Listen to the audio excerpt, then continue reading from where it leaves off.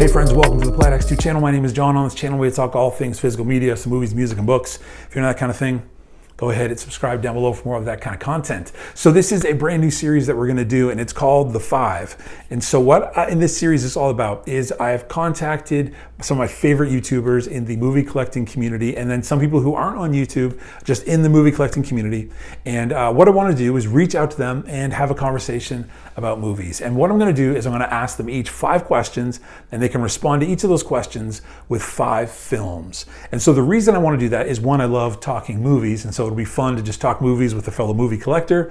And so that's the first reason. Second reason is I've been working on these questions for months now, and I think the 5 questions we've landed on will actually show us a lot about who these movie collectors are, what makes them tick, their passions, what they care about, what shaped them as movie, cinema, film fans. And so I'm really looking forward to asking these questions to these fellow collectors and fellow YouTubers and some non-YouTubers. So that's kind of why. And then the last reason is in hearing this conversation, you are going to get at a minimum 25 film recommendations. So I'm excited for you and for me to end up being able to add some more films to our to watch or even to our wish lists. So anyway, friends, this is the new series. It's called The Five, and my very first guest is someone whose channel I've been watching for probably 2 years now, and I love all of the content she puts online. We've become friends via YouTube and on Instagram, and so my very first conversation will be with Stephanie over at Movie Chatter. And I absolutely love her channel, and I know so many of you do. If all of her content, all of her information will be in the description below, but chances are if you're already at this channel, you've already found her channel and you love her channel. So anyway, friends, this is my conversation with Stephanie. I had a really, really great time chatting with her, and I ended up with a massive list of films that I've added to my wish list. So anyway, friends, thanks for checking out this video, and this is the very first episode of The Five with Stephanie, AKA Movie Chatter. I'm nervous that I'm not gonna do well on this whole tech thing. So I genuinely apologize if I botch this somehow. You know what? You're going to be fine. I'm actually nervous. I said to Kelly, I said, I just want to do a good job for him. I don't want to screw it up and do a bad job or sound weird or anything. I get really nervous with this stuff. You know what? We can do this. I know, it's funny because I just started doing like live streams and stuff on my channel, and it's basically been a dumpster fire because I get like hate comments the next morning. Like, you didn't answer my question. You didn't do that. I'm like, it's so hard to do a live stream. When I'm having conversations sometimes, like in this kind of situation, yeah, like even movies that I've watched 100 times, totally blank on who even was in the movie. Yes, I know. Like they said, Matt Damon movies, and I'm like, and I'm saying like, don't say Good Will Hunting if he wasn't in that. I'm like, oh God, I'm gonna look like an idiot.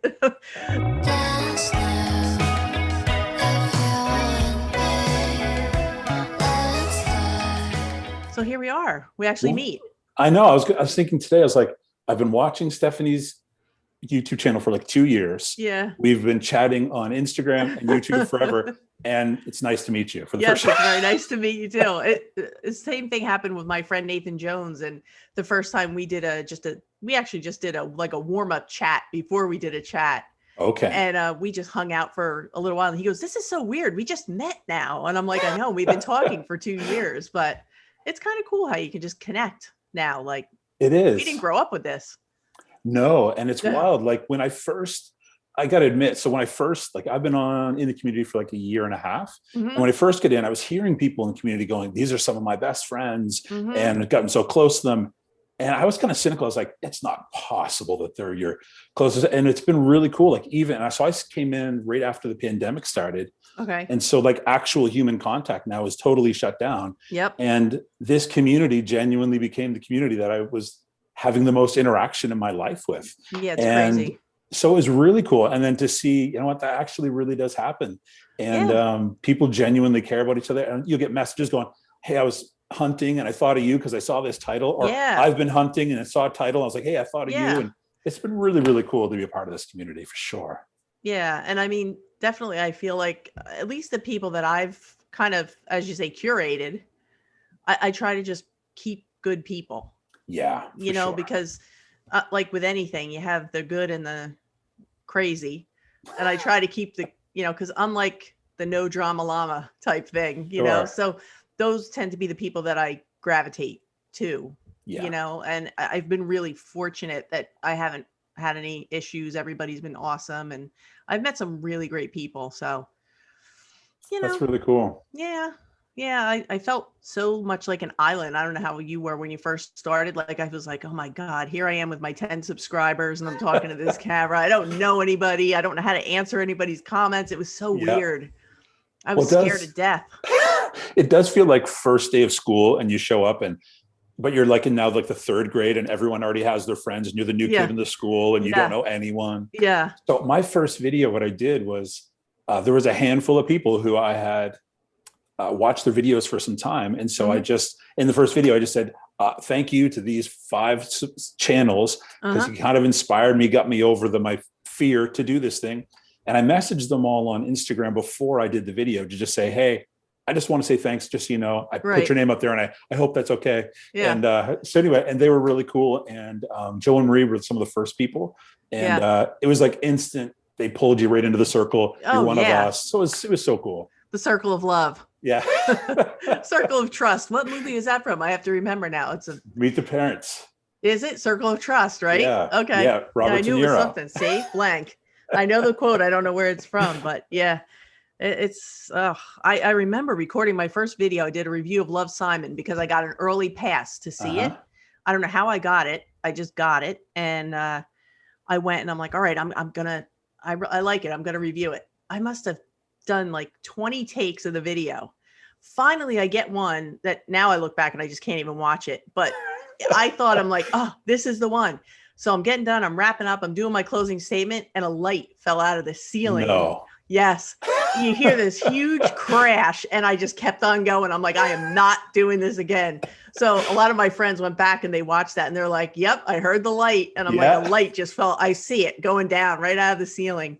That's hilarious. It was crazy. I've had soft boxes fall on me while I was filming. Wow. Like stupid. I have a whole blooper reel that I'm going to do. That'd be awesome. Yeah. Like where I screw up and I'm like, every word in the book is coming out, or the light falls on me, or I trip over the extension cord. It's terrible. Terrible things go on, Absolutely. There's even times where like I think the other day I was talking about a Rocky film. I've watched those countless times. I love them. They're my favorite films. Right. But I think I just started talking even faster and faster. And then my brain just left me. And I was like, I didn't know anything about the Rocky films. And I just felt like such a moron. And so, yeah. It's wild. John's brain has left the chat.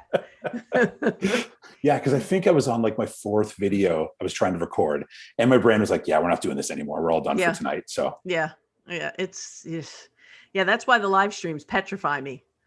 Yeah, I didn't. I was glad you were cool with this because I was like, on the live stream, at least with this, I can edit myself if I totally botch this. Yeah, if it's like Blooper City, and you just say, this is our maiden voyage here. I'm going to do my best. And here we go. Well, thank you for being willing to do this for the first time. I was thinking today, I was like, I probably shouldn't have asked like a legit YouTuber to do this first one with me. I should have asked like my grandmother, do you want to do a conversation? No, it's cool. I'm like honored to be doing this with you. It's great. I'm so excited. I love your channel. You know that. I appreciate it. Well, I love your channel very much. I learn all the time from it. I was messaging a couple people today. Like I just constantly, in fact, because I'm a nerd, like if you go to the grocery store, like if you don't grab a cart or a basket, you end up looking like a bozo carrying armloads of stuff. I feel like that when I watch your videos, if I don't have pen and paper. So I literally got pen and paper because I know I'm going to be writing down countless titles of things I have to check out. So you're funny. Yeah, so I have a secret plot twist for you that you're going to like. Okay. It's for fun. When I told Kelly, I'm like, well, I picked certain, and then I said, and then there's a plot twist. And she's like, that's funny.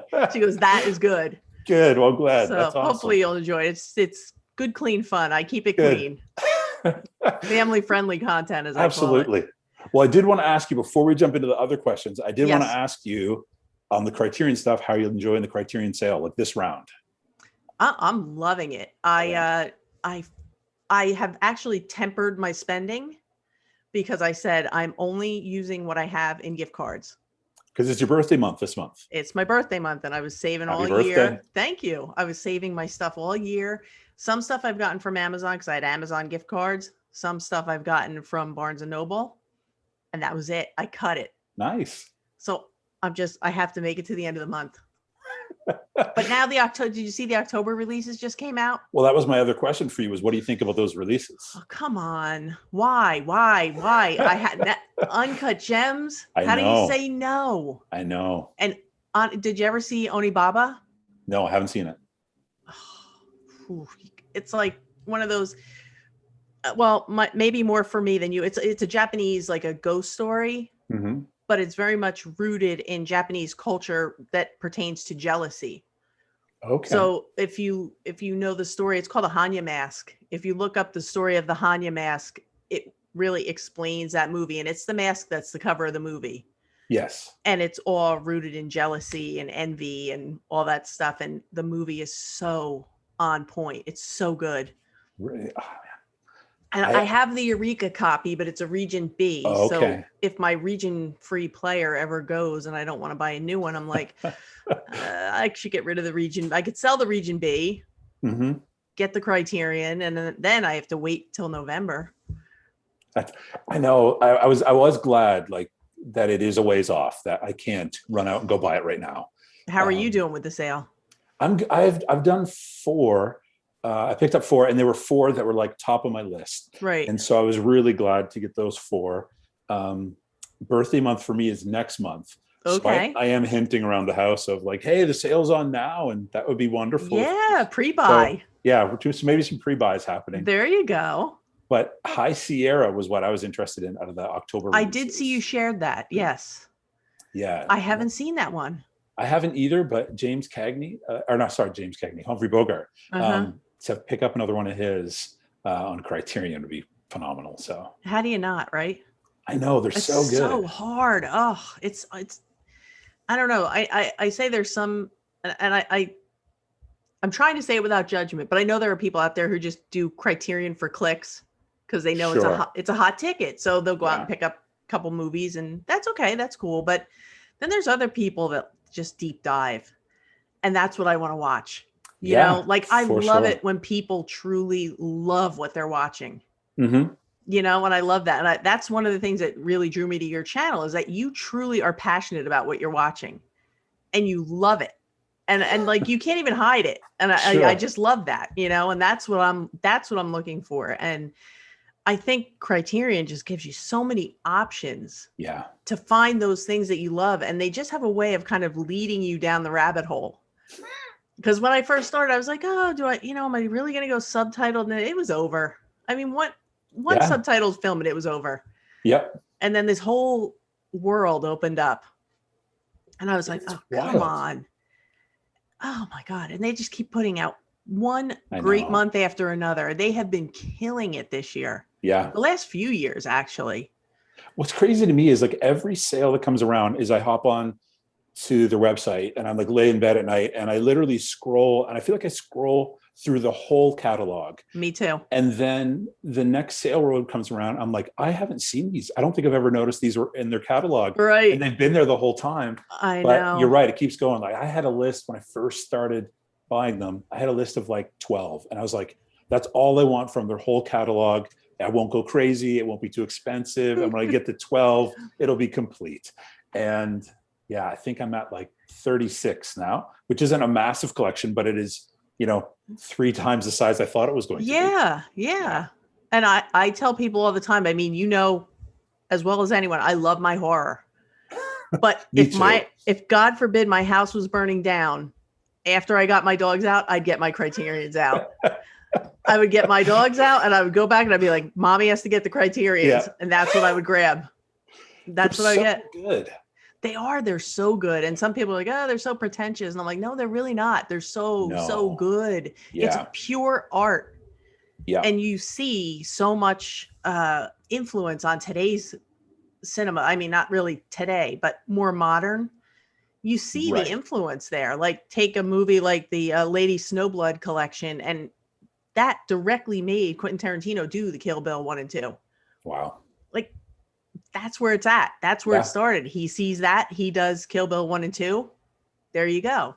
So I don't worry about the movie theater so much today, but like I'm talking about when movies were fresh. Right.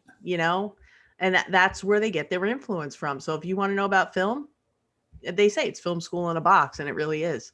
It is. I think if you're okay with like streaming, then Criterion probably does look very pretentious. Like if you don't care what the artwork looks like, I still keep CDs because I want to know where it was recorded. I want to know who recorded that album. Yep.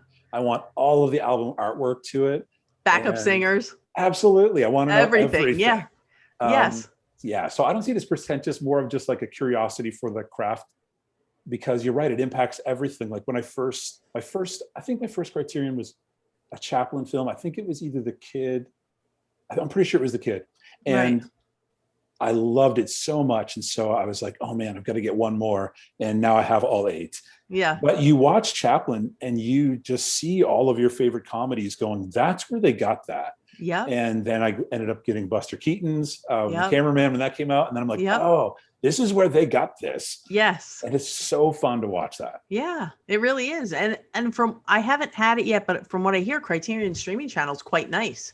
I don't have it either. I don't have it. I only have Netflix and HBO Max. I don't even have cable, but that's it. That's all I have, that and my movies. So I haven't done the Criterion streaming because I don't think I would make use of it because I have so many Criterions yet to watch. Mm-hmm.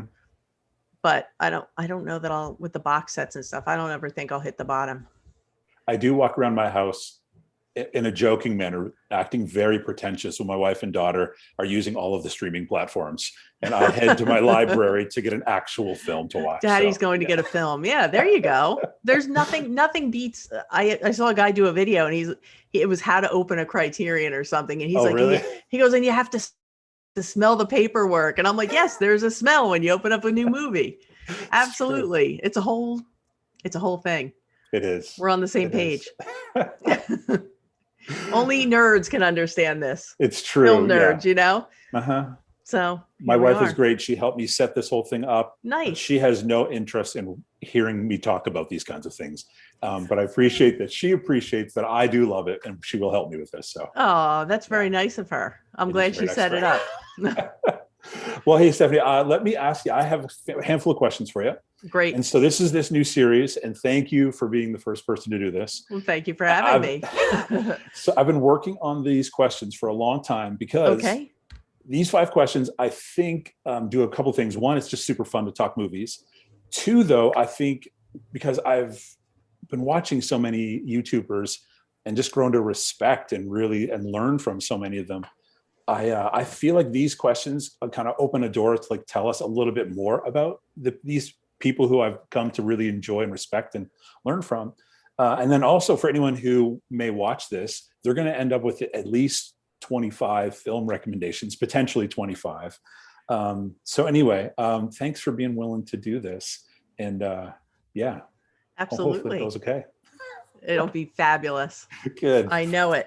Well, the first question I have for you then, 5 questions, and you can answer each question with 5 films. Because I know people have asked me, hey, what's your favorite film? And that's a ridiculous question. That's a tough question. Yeah, you can't. It changes. Yeah. So the first one is, what 5 films have you watched most recently? Okay. I have my piles here. I'm moving them around. Here we go. All right. So this one's a brand new release from this week from Guy Ritchie, and it is Jason Statham in The Wrath of Man. Can you see that? I have not seen that yet. You can see the movie, right? Yes. Yeah. Okay. Yeah. This actually flew under my radar. Never heard of it before. And I was talking to Rick from Down to Movie, and he said he really enjoyed it. So I checked it out, and it's really, really good. Jason Statham he takes a job working with an armored car service that had been getting robbed. He's a security guy. And he just seems like he might be a little overqualified for the job, and we find out why. But it's really, really good. Really good. Definitely it's going to be one of my hot picks for this week. Really? Awesome. Yeah. Another one that I recently watched is inspired by true events, and it is Alpha Dog. Have you seen this one? I don't think so. Wait, is Justin Timberlake in that? Yes. Sharon Stone, Emile Hirsch, Ben Foster, the late Anton Yelchin, and Bruce Willis, of all people. Yeah. But this is a really good a bunch of guys that are kind of into drug running, and some things happen, and they may or may not abduct someone's brother. Okay. And it's really good though, and based on true story. You'll find that I like a lot of based on real life events. Okay. And then I just got this is actually yes, it's a 4K. It's a review copy of Cameron Crowe's Almost Famous. Have you seen it? I'm ashamed of myself. I have not seen it. I know it's like a legendary. It's a really good movie. A young guy gets hired to write an article for Rolling Stone, and he's following the band around, and he kind of hooks up with this group of girls. They call themselves the Band-Aids, and they're basically groupies. Uh-huh. And Rolling Stone does not know that he is a young man of 17. They think he's like an accomplished writer, gentleman. Okay. And Philip Seymour Hoffman is in this, and he's telling the kid what to say and what to say to Rolling Stone, and he's like a crazy person behind the scenes, but he's fantastic and everything. But this is a really, really good, awesome soundtrack. Cool. If you like music, you'll like Almost Famous. All right. And the 4K looks pretty good. It's not a very colorful movie, but the concert scenes that they did in that look fantastic. I also watched Nobody. Have you seen this? No, but I really want to. It's like, is it in the vein of a John Wick? Yeah. I mean, I actually, believe it or not, I enjoyed this more than John Wick movies. Really? Only because I think it has more of a story. Sure. But it's in the same vein. Like John Wick is a lot of slap, kick, punch, move on. At least John Wick 2 was. Yes. No, John Wick 3. John Wick 3 was all pretty much action, not a lot of story. Mm-hmm. In my opinion. I thought the first one had a lot of story, and then it kind of waned a little bit. But the only thing my only issue with this one is I wish it had been a little bit longer. Okay. Because they could have done more with it. It's a pretty quick, I don't even know if it's 90 minutes. Really? It's a quick runtime, this one, but it was over and I was like, ooh, could have been longer, but it's good. I like Bob Odenkirk a lot. I feel like he has huge great. Range. Better Call Saul. Absolutely. And when you said that one of your questions was the last 5 films I had watched, I was so excited to bring this one to you because I know how you'll appreciate it. And this is one of my comfort films. Rob Zombie's The Devil's Rejects. I've seen that 100 times. I actually put this on the other night to relax, which is very sad. I did. I was like, I need a comfort film, and I picked up The Devil's Rejects. Wow. Hot take. You put, I think it was on, I don't know if it was in your channel or my channel, but you threw a comment once, and I lost it laughing.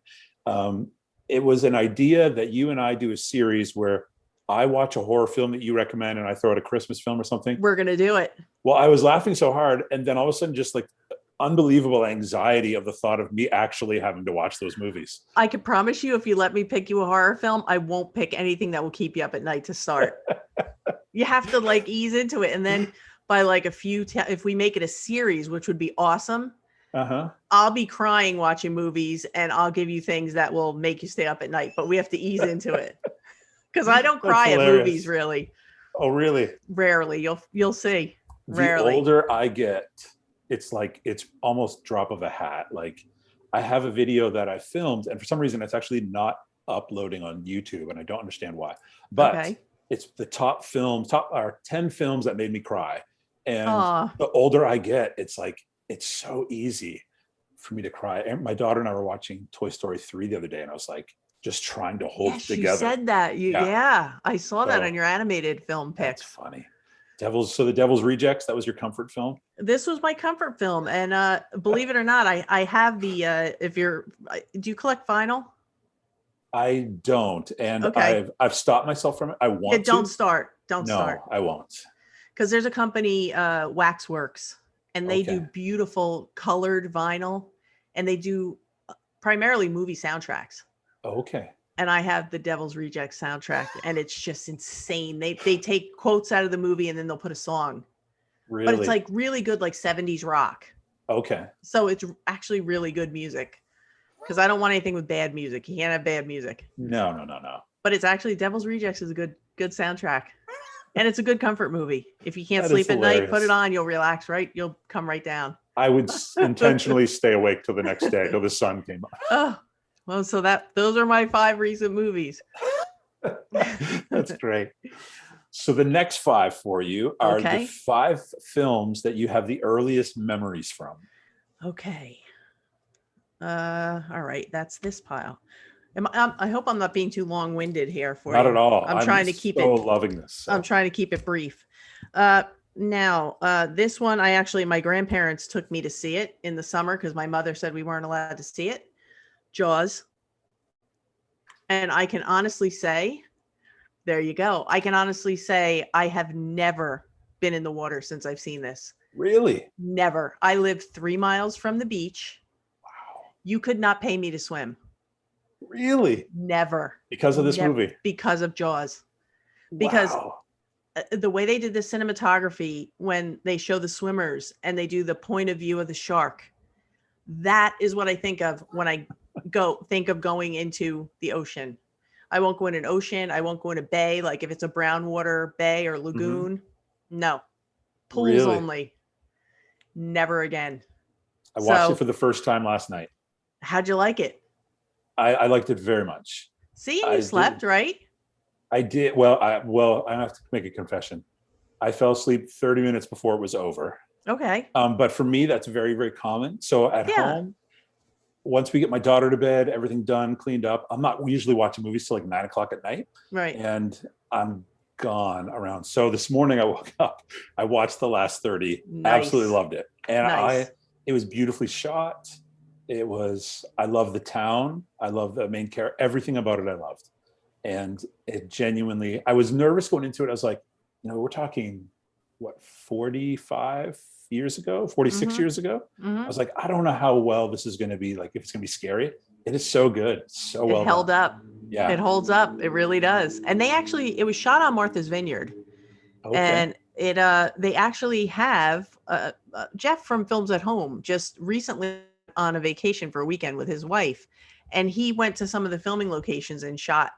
He uploaded a video of the Jaws filming locations, but there's actually tours you can take on Martha's Vineyard and you can actually go to the spots where they shot the movie. It's pretty amazing. That's awesome. That's on my bucket list of things to do. That's how easy I am. My next one, and the mother freaks me out more than the main character, but it is the original Carrie. Have you seen that? I have not seen it. You will see it soon. Oh boy. But this isn't really scary. The thing that scared me about it was the mother was just so crazy. Oh, really? The mother is terrifying. And I watched this. I was probably like in 8th grade or something when the first time I saw this. And I was terrified of people's parents. After I saw this, I was like, oh God. Like I knew my mother wasn't that nutty, but her mother was. There's a theme you'll see here. My next one, Friday the 13th. One of the first ones I've ever seen in a theater. The first movie I saw with my friends without parents in a theater was a movie called Silent Scream, which is actually, you see what's wrong here, there's right? A common thread, yeah. Yeah, but there's a big twist at the end of this. You'll like it. All right. And of course, the original Halloween from 1978, an absolute classic. You've seen this, right? I think I've seen part of it. Yeah, this isn't too scary. I put up a thing. I'm trying to. You've seen other YouTubers do like the videos of a film from their collection from every year they've been alive. Yes. I was born in 78, so I was asking I put a thing out for films from 78 and 81 because it's the only 2 years I don't have anything. Okay. And I have found a film that I do want to pick up for 81, but still not for 78. Fist with Stallone is the only other one I found. But someone recommended Halloween to me, and I was like, I'm not sure you know who I am. Yeah. Well, here's the twist. The Wizard of Oz. Wizard of Oz. There we go. The Wizard of Oz, because the fun thing about my family is my parents weren't big movie people. Okay. So I don't know where I got my movie obsession from. My father was a TV person, Westerns, Gunsmoke, things like that. Lone Ranger, any of that stuff. But I do remember every year at Easter, around Easter time, we would all watch The Wizard of Oz. So that was my big turn. Cool. There's all the horror and then the wholesome, The Wizard of Oz. But it did have a witch in it, so that's just it still has a witch, so I was good. And flying monkeys. So that's true. Yeah. So for you, do you think it was you saw a horror film and it just grabbed you, and so you, as a young person, you're like, I got to keep watching more of these, finding more of them? Yeah, I've always been, if you want to talk about my earliest memories of anything, I've always been a person who was afraid of everything. I am afraid of my own shadow. So it was kind of a way for me to kind of face the fear without being in danger. Oh, wow. And I guess I got so used to feeling anxious all the time that it was almost an outlet, because I Really? could see these things. I'm like, okay, so nothing is as bad as what's in your own head if you're anxious and Hmm. nervous. It's never as bad as you think it's going to be. And I'm like, look how much worse it could be. I could be running through the woods with someone with a hatchet chasing me, and I'm not. I'm fine. I'm good. I can do Yeah. this. But I am to this day, I'm a person who's afraid of my own shadow. Okay. But I don't know. The horror, something about it just grabbed my attention.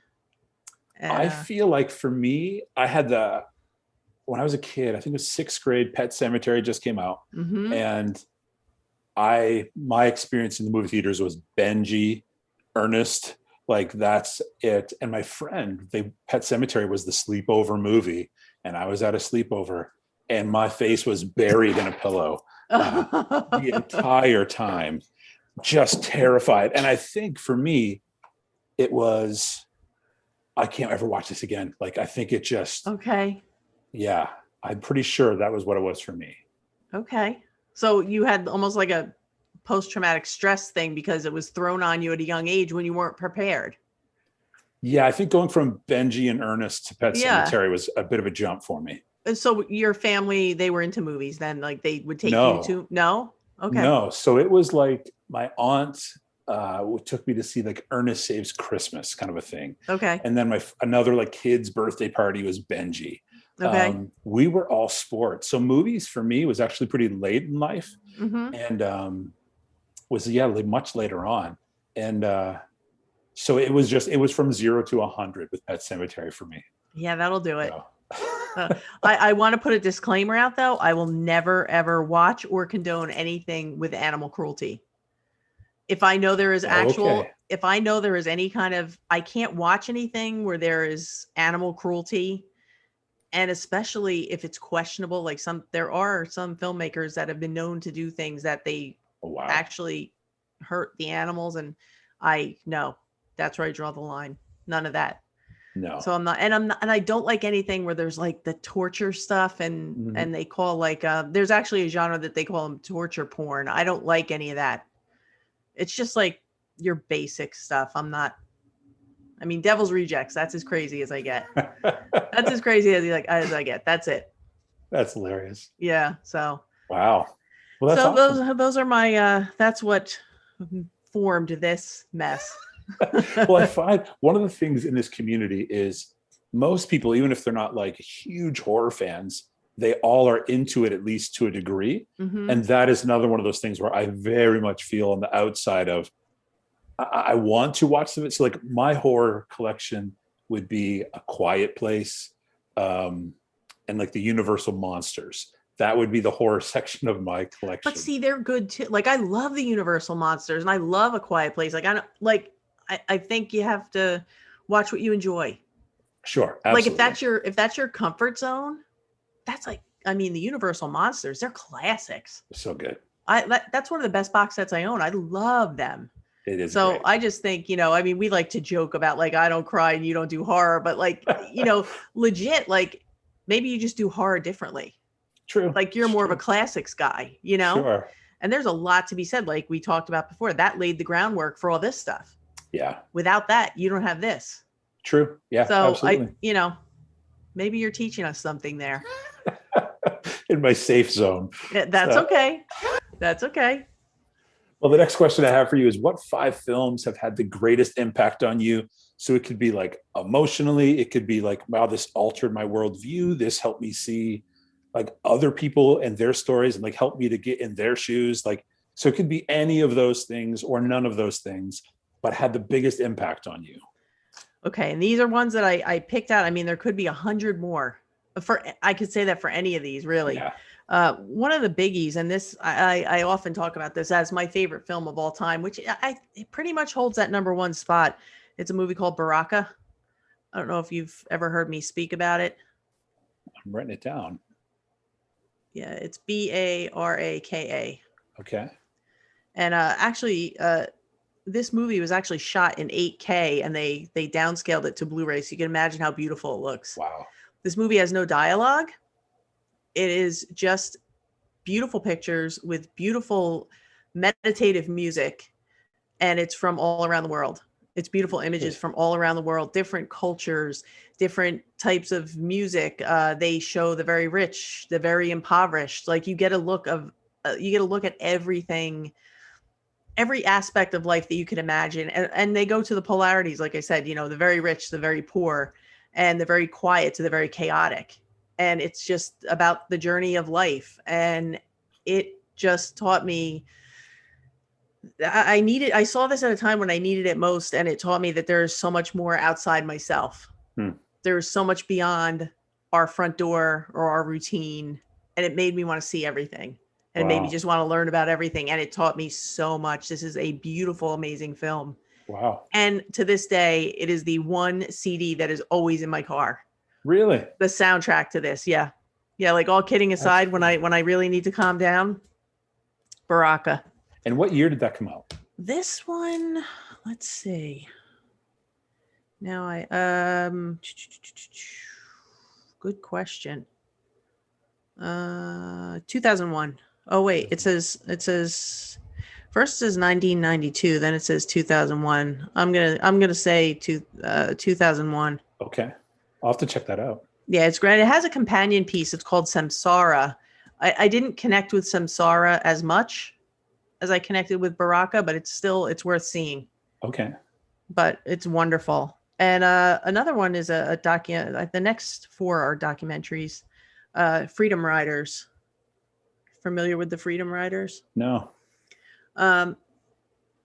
They were actually college students. It took place in 1961, and in the South, in the United States, they still had segregated like bus stations, and they wouldn't let Black riders get off at the bus stations and just go into the main lobby. They had their own entrance. And actually, even to keep riding on the bus through the Deep South, they were taking their lives in their hands. Wow. And so they had these, they organized it at a college, and the Freedom Riders just wrote, all they wanted to do was ride the bus. They had no weapons. It was a non-violent protest. They never raised a hand. They didn't carry a weapon. It was a peaceful protest. All they wanted to do was ride the bus. And they were beaten. They were kicked. They were tortured. They were set on fire.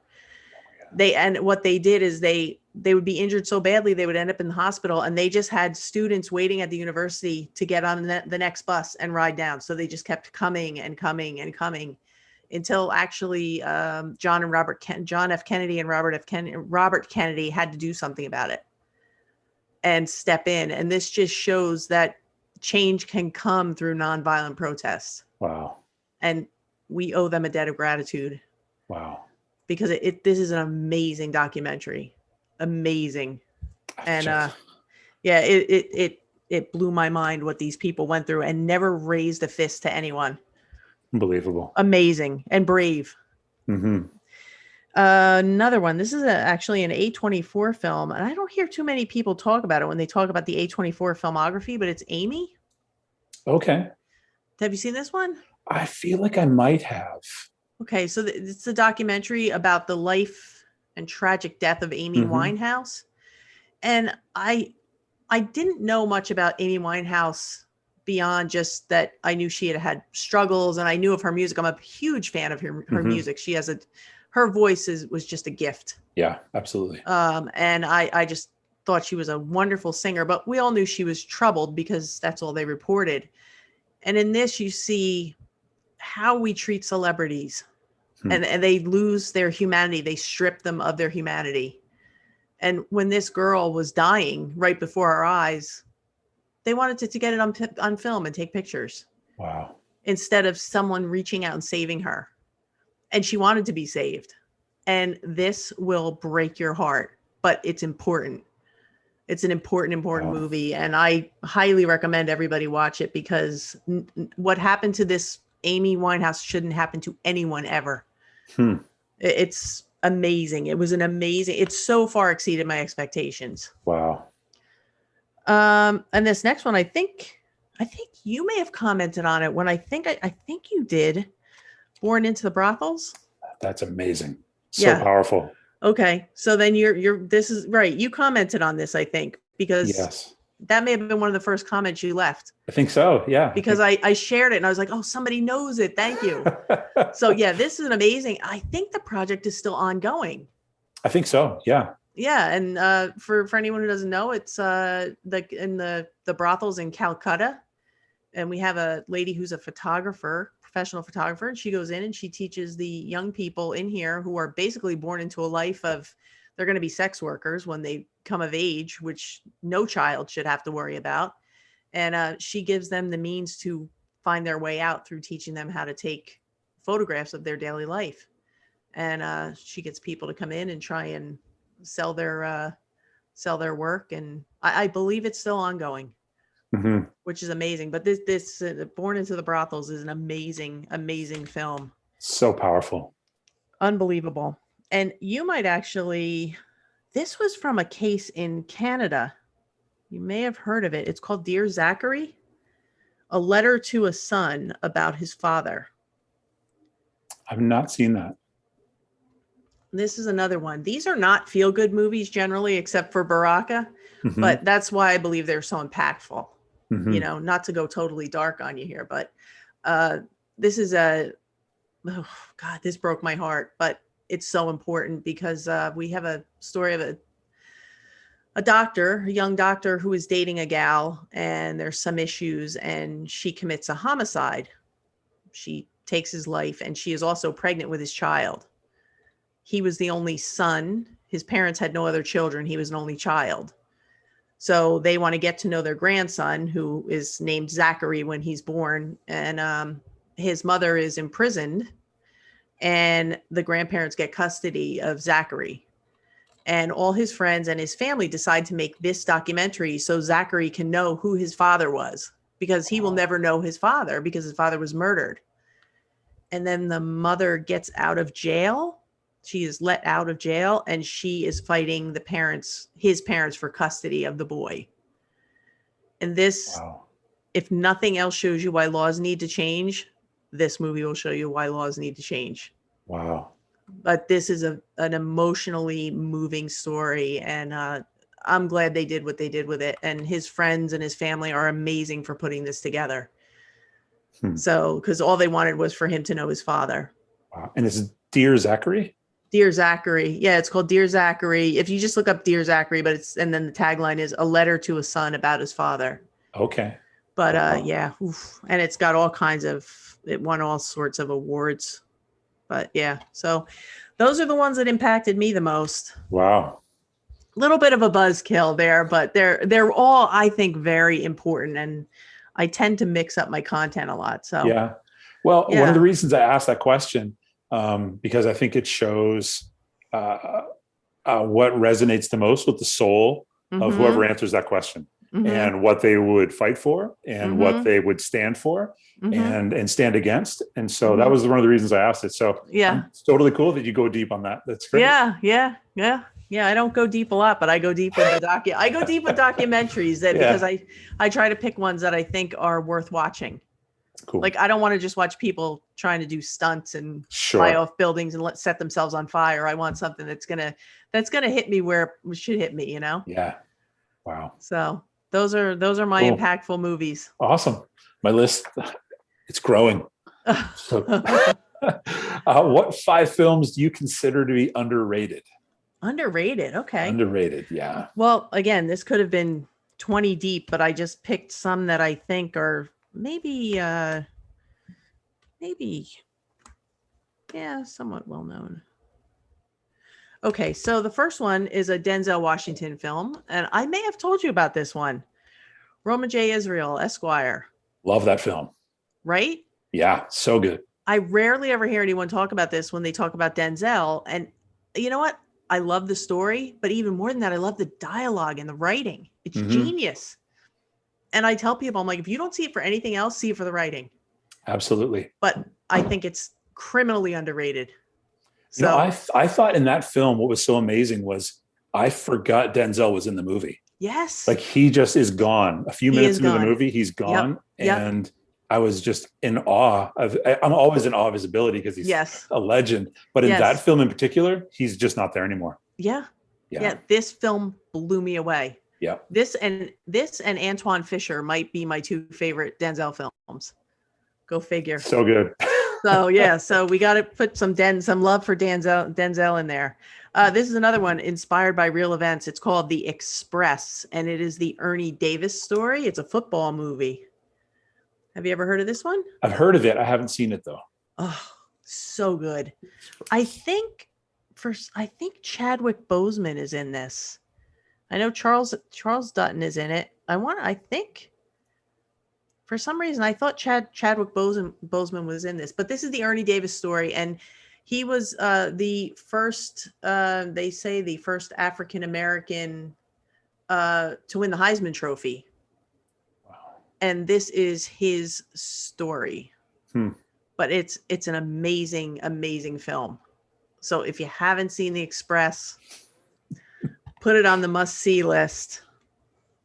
This is another one. It's an Oliver Stone film, and it is the story of Snowden. Have you ever heard of this one? I've not. No, sorry, I haven't seen it, but I have heard of it. Okay, he's in exile. I believe he's in Russia now. But another true story, and he worked for the intelligence agencies. I want to say now he worked for the National Security Agency, and he was the first person or one of the first people to realize that the United States government is actually spying on private citizens.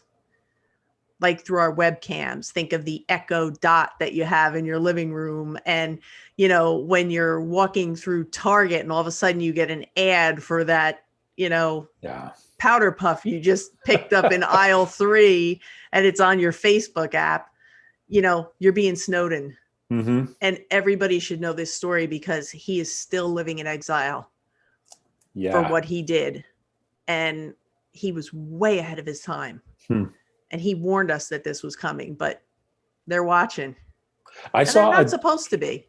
No, I saw a documentary on him, and it is terrifying.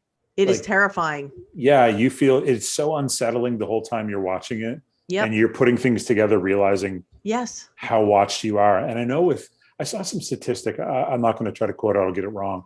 With the traffic cameras, store cameras, the percentage of your life that is on camera between your phones, your computers, and then you just going outside of your door is astounding. Yeah. I mean, I was in Home Depot probably like a year after I watched this movie, and my parents had bought a snowblower, and I went in, and my dad asked me to pick up a gas can so they could get gas for the snowblower. I walked in, I walked down the gas can aisle. I picked up one gas can out of however many are there, shelves and shelves. I went around the corner. The gas can was on my Facebook app. I'm like, how do they know? It didn't even have tags on it. That's unbelievable. It's terrifying. Mm-hmm. And he's in exile because he told us. That is wild. Come on. That's wild. He needs to be pardoned. How does now I'm on a soapbox. How does he do in that role when he's playing that role? Oh, he's fantastic. Is he? It's so good. Joseph Gordon-Levitt. Yeah, he's fantastic. Yeah, this a must see. I don't know if the documentary there is I don't know if it's a full documentary, but there is a Q&A with the real Edward Snowden on the special features.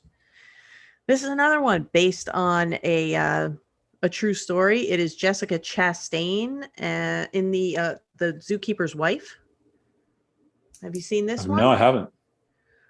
Okay, it takes place in 1939 in Poland, and Jessica Chastain plays a woman. Her and her husband ran a place called the Warsaw Zoo.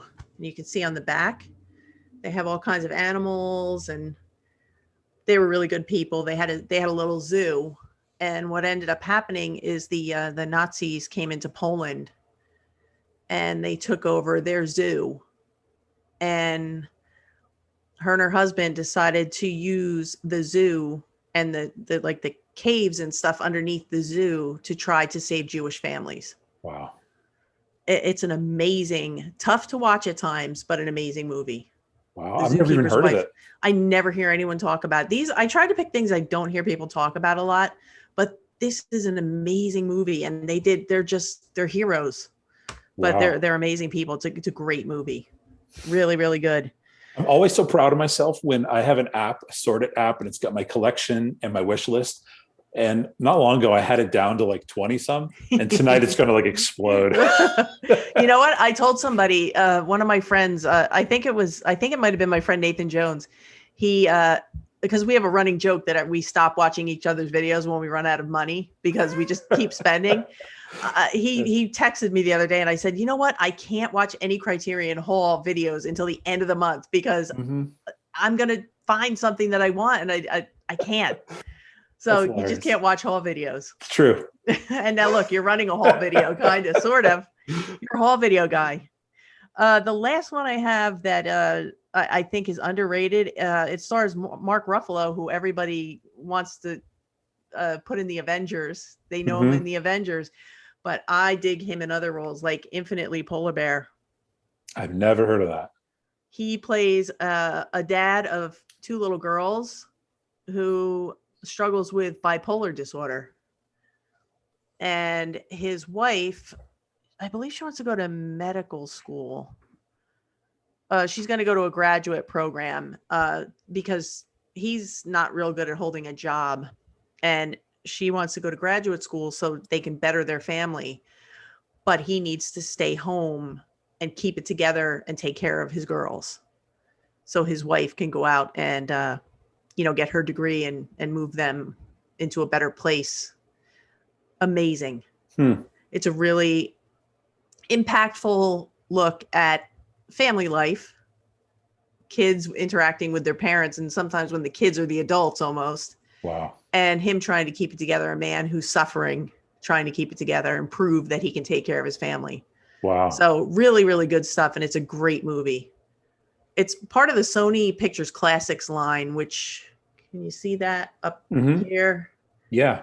Happens to be one of my favorite lines. Okay. Sony, if you just put Sony Picture Classics Blu-rays, I shouldn't do that. It'll blow up. It'll blow up. There's some amazing, and a lot of foreign language films, world cinema, things like that. Yeah, all good stuff. So I need to just delete this Amazon app off my phone is what I should do. What we should do and what we do are usually very different, aren't they? It's true. It's very true. So those were my underrated picks. Cool. Well, thank you. And then this last one is one that I wanted to. This past year year and a half has been so difficult for everybody. And just watching the news, everything is tough. Everything is difficult. Yes. And so I thought this would be a great way to finish this segment is to hear from people of what actually brings you joy. So what 5 films would you say brought you the most joy, hope, laughter? They put a smile on your face, even if it's a comfort film like The Devil's Rejects. Well, see, in some of these, you actually see my humanity instead of the black heart that we know is in there, the coal that's in the middle of my chest. We're going to bring out my humanity now. All right. This is just they say it's an awkward true story, The Big Sick. So good. Right? And it makes you believe that true love does exist. Yeah. I mean, come on. If this doesn't warm your heart, I don't know. Ray Romano shocked me in that, how great he was. Yeah. He was so awkward and awful. And he was so good. Yeah. Everything about that film was perfect. Right? Beginning to end. Yep. It was a perfect film. And it's their story. Yeah. It's a true story. It's an amazing, beautiful thing. It's their story. Yeah. And I love in the beginning when she's like, I'm calling an Uber, and he's her Uber driver. That's classic. His phone's ringing. I was like, come on, that's awesome. You can't make that up. Oh, so well done. My next one that it's the first time that I can remember that I actually laughed out loud in a theater, because I don't. Little Miss Sunshine. It's good. Come on, when she starts dancing. Yeah. The first time you see that dance, I died. I was dying laughing. I couldn't stop laughing. And Alan Arkin actually won an Academy Award for his performance in this. I didn't even know that. He was a best supporting actor in this, and he won. He's awesome. And so deserving. And I mean, Paul Dano is fantastic. I think this is the first film I remember seeing him in. Okay. And now he's directing. I mean, I feel like I'm watching him grow up, like I'm so proud. I'm having a moment. But yeah, Little Miss Sunshine. I have a poster of it in my movie room. Like you can't, and it's got Steve Carell in it. Yeah. If it has Steve Carell in it, I'm there all day, every day. He's another guy whose range is incredible. Like he's just amazing. The Office is brilliant, but I just got sent to me today. A fella found it at the in the new Dollar Tree wave. So I found one he wanted to swap. The Last Flag. That Steve Carell is in. Have I seen that? I don't think I've seen that one. It's a story about his son who is killed overseas. Yes. Yeah. And the three guys are going together. Yeah. Yes. That was great. His range is just amazing. Yeah. Did you see him in Foxcatcher? I didn't see him in that. He is so good. Talk about, like you say, they disappear into the role. Yeah. You no longer see Steve Carell. The makeup alone, like he disappears. He becomes I believe it's the DuPont family. Yes. He just becomes that character. Steve Carell is gone. Mm-hmm. He's incredible. And he's just, you're on edge the whole time. Every time he's in a scene, you're waiting for him to snap. Wow. But it's an amazing movie. I need to see that. Yeah. Beautiful Boy. Do you see him in Beautiful Boy? That was one of my picks. It's powerful. What did it come out? 2018. It was one of my favorites of the year. Okay. And it actually got a physical release. Finally, it's on Blu-ray. In the US, does it have one? It must have been a Canadian release because it's in English and French. Yes. But I was able to get it through Amazon US. Oh, really? I should look that up. Yeah, check it out because I mean it wasn't expensive, but it was good. But it does have the French writing on it, so I'm thinking that it was a Canadian release. But that is an amazing film. Yeah. I mean, people fought me on it. I'm like, you can fight me, but I'm staying on the hill because I believe it. I think it's awesome, and it's from their memoirs. Yes. It's from their diaries or whatever they kept, their journals. Wow. So he's so good. So good. Mm-hmm. Yeah, and The Office when he left, they should have ended it. I know. When he walked out of the airport, that should have been the end of it when he was going down the terminal. I will admit, I teared up though when he came back for Dwight's wedding. Yes. His line. That was a moment. I was like, oh my gosh, Carell. Yeah, it's everything that we had been missing for 2 or 3 seasons. Yes. Yeah. Now, do you follow Rainn Wilson on any social media? I don't. I have his book, Soul Pancake. Soul Pancake, yes. I do have the book. Yes, I love. Yeah. Do you have his new book? It's called Boomster or something. I just got it. I didn't read it yet. Okay. I'll message you the name of the book. Okay. But it's a brand, like it hasn't been out that long, but I follow his Facebook page and his social media stuff. He's just such a cool guy. Yeah, he's really deep. Awesome. He is very deep. He is Soul Pancake. He is. He's Soul Man. He's awesome. Now, all right, this is going to be one of 2 movies in the whole thing that made me cry. All right. Ready? You ready? Uh-huh. St. Vincent. I have not seen it. You haven't seen it? No. Oh my God. At the end, I couldn't even stop myself. I was so choked up. Really? Bill Murray and Melissa McCarthy, who I'm not always the biggest fan of because I think she plays the same character in everything. Mm-hmm. Not in this movie. Really? It's a more down to earth role, more serious role. She plays a single mom. Bill Murray is her cranky, nasty, hateful neighbor. And she has a young son, and he offers, for money, of course, because he's trying to get money out of her all the time, to take care of her young son. She's a nurse, and she has to work long hours, and she doesn't want the little boy going home. I say little, he's probably like in 5th or 6th grade. She doesn't want him going home alone, and he's like this skinny, lanky kid. He's getting beat up on his way home, and they take his backpack and everything. So Bill Murray kind of becomes his like guardian / supervisor. But It is an amazing, wonderful, heartfelt movie, and your girl was crying at the end. I have to check it out. I was a big girl at the end, a big baby. And I don't cry at movies. Okay. But this just, oh gosh, it just blew me away. So it's one of those movies that I put on when I want to make people feel like life is worth living. Good, good. And this is another one. This one first came to me. I didn't even know about it. This is one of the few movies. I got a physical copy. MVD sent me for review, and I'd never heard of it. Has to do with dogs, so you know I'm going to check it out. He's like, it's about dogs. I say no more. Send it. This is actually has been on Netflix, and for the longest time, I don't know if it still is, but for the longest time, it was the only movie on Netflix to maintain a 100% positive rating. Wow. And it's called Life in the Doghouse.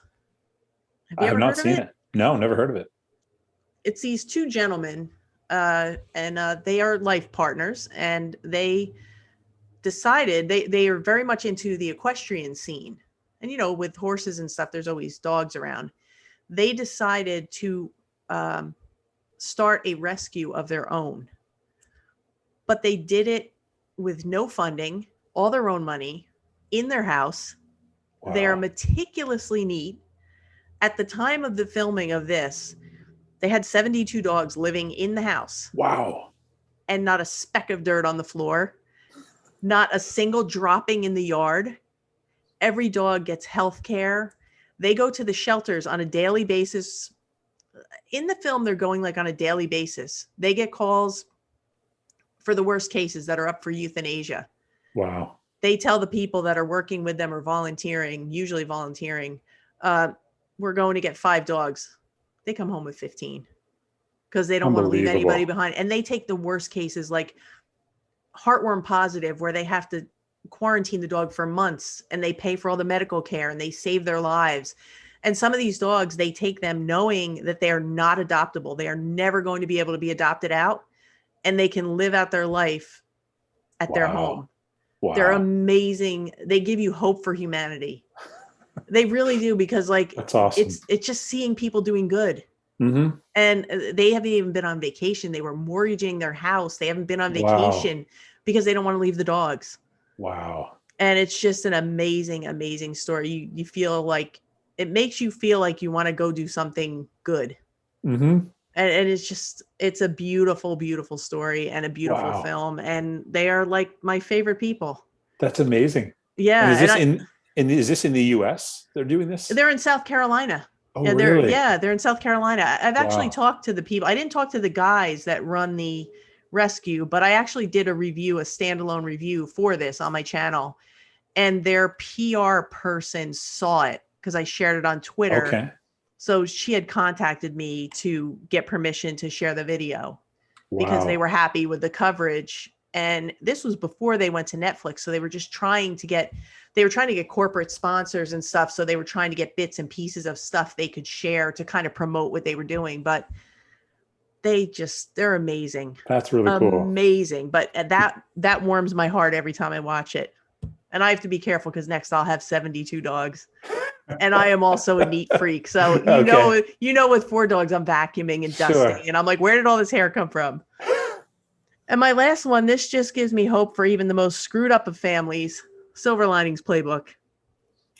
Have you seen it? I haven't seen that either. You have to see it.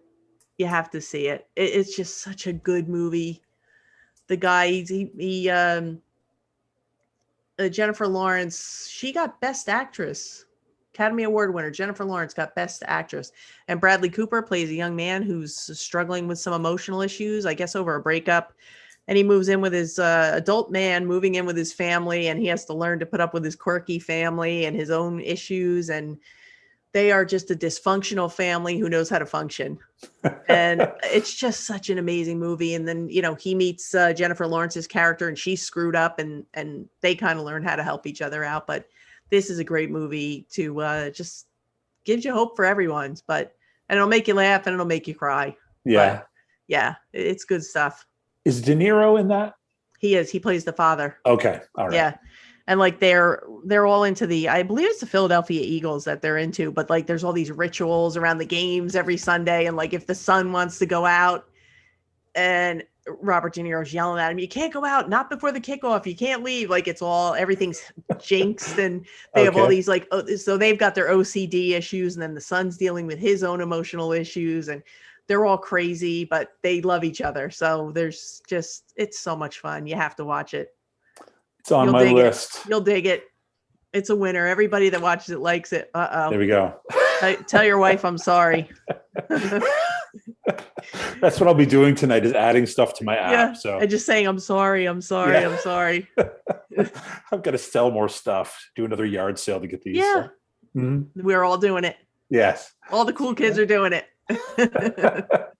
This is awesome. This is very much what I was hoping this kind of a conversation would be. You good. Get to see the heart of people in the movie collecting community. Nice. And why they love it. Yeah, this is awesome. Cool. And a lot of great additions to my wish list. So, well, yeah, I tried to pick some stuff that I hoped you would like, but we'll see. I don't have Devil's Rejects on that list. I thought that was the first one. I thought I saw it on there. I'll remember it. I don't have to write it down. I'll remember that one. So. Well, Stephanie, thank you so much. I know I don't want to keep you too long, and I know you're filming later tonight too. So. Maybe not. I might just watch The Devil's Rejects again and go to sleep. Sleep like a baby. Couldn't happen. No. But thanks very much for, I really do appreciate yours. And I think I mentioned this in the video I put today. So many people in this community I love when your name gets brought up, because then everybody goes, she's the greatest. And this is what I've learned from her. And so anyway, I do want to say thanks. And you've always been super kind to me. And I noticed so many other people in this community. And so for you to say yes to do this, especially the first one, and we'll see if I even recorded this properly. You'll do it fine. Really genuinely means a lot. So I appreciate you taking the time. Thank you. And I appreciate you inviting me. It means a lot to me as well. Cool. And you know what? If you screw it up, we can do it over. I am happy to do it over. I enjoy you. I am happy to do it over. All right, good. I appreciate happy to do it. Just your wife has to set it up for us. It's true.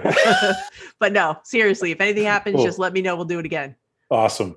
All right. Well, thanks so much, Stephanie. I hope you have a great night tonight. Yeah, you too. And thank you. All right. Thank you. Take care. Talk to you soon. All right. Bye-bye. All right. Bye. Well, thank you so much for watching, friends. I hope you did enjoy this. I hope maybe your wish list grew as well. I hope you're writing down all the titles of the films that were mentioned in this video. I appreciate you watching. Thank you so much. If you do like this, we will have more of these on the way. So stay tuned for more of these episodes coming up of The 5.